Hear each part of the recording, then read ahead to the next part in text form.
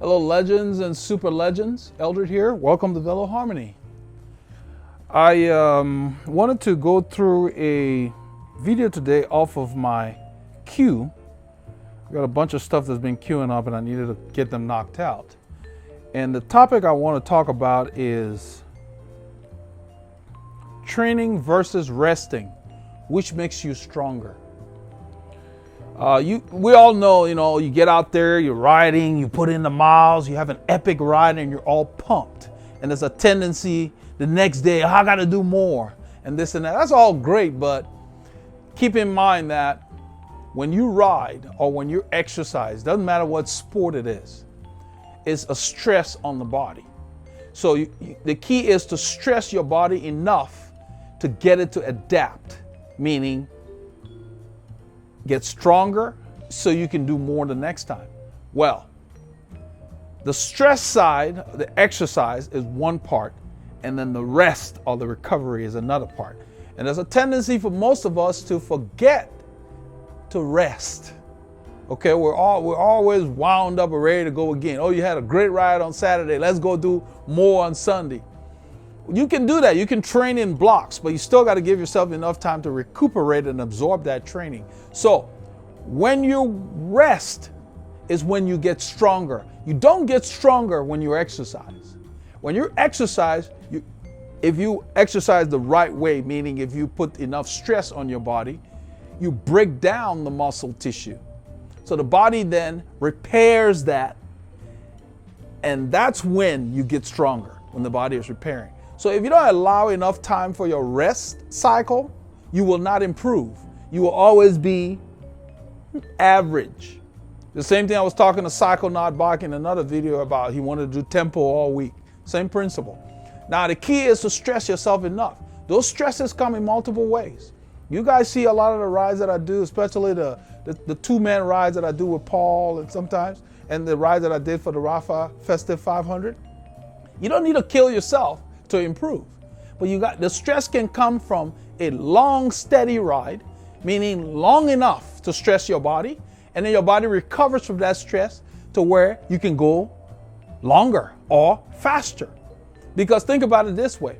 If you went into the gym and you picked up a 5-pound weight in your hand and you did this 50 times, well, you can do a 50-pound weight at least once. It's the same theory. So you can either stress yourself by going hard and resting, or by going long and resting. I'm sure you guys have heard, the professionals that ride 250 kilometers a day, or they ride a 6-hour ride or a 5-hour ride when they're training. What you don't hear is how much rest they put in. Those guys rest. They lay around in the pool, they put their feet up, they rest harder than when they train. Okay? They have the same issue of not resting enough, thinking that they're missing out. But they have people that work with them, their coaches, and what that get them to rest properly. Is when you rest that the body rebuilds and to where you get now to the next level. It's the same thing I talked about the macro cycles. You can't just ride hard all year long. If you look at the pros, Chris Froome and them, they build up to the tour, then they go down.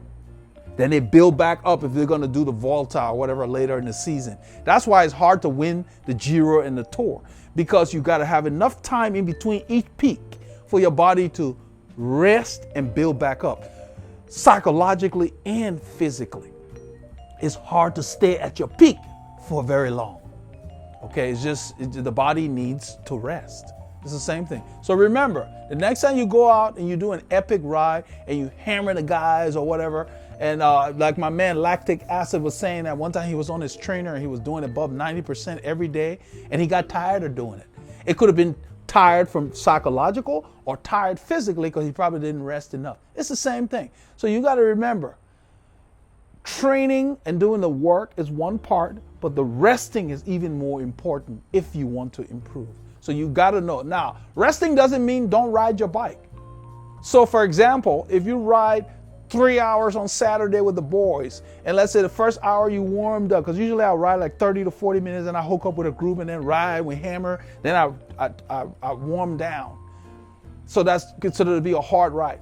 On Sunday, if I have the time, I will ride again, but it will be like zone 1, zone 2. Just steady, just easy, just twiddling the gears. So you can still rest while you exercise by working out in the lower zones. And that's the same thing I talked about in the microcycle for the week, where you have days where you go hard and you have days where you go easy. So it's like a tapered kind of thing. You go very hard and a little less and then less, so your body gets to recover. And then you take a day off and then you go back up. So it's almost like a stair step. Super hard, not so hard. Zone 1, easy, then off. Then you go medium, then hard. Again, you go back up. Because some riders will train in blocks where they go hard for 3 or 4 days and then they rest for 3 or 4 days. Rest for 3 or 4 days does not mean they don't ride or they don't do anything. They just do a lower intensity or they take some days off.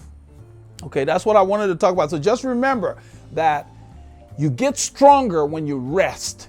You don't get stronger when you're riding hard because you're already there. And what the reason for riding hard is to stress your body so that your body comes back stronger. But your body will never be able to come back stronger if you do not give it the time to recover and rebuild those muscle tissues that you've torn down. So I'm going to close there.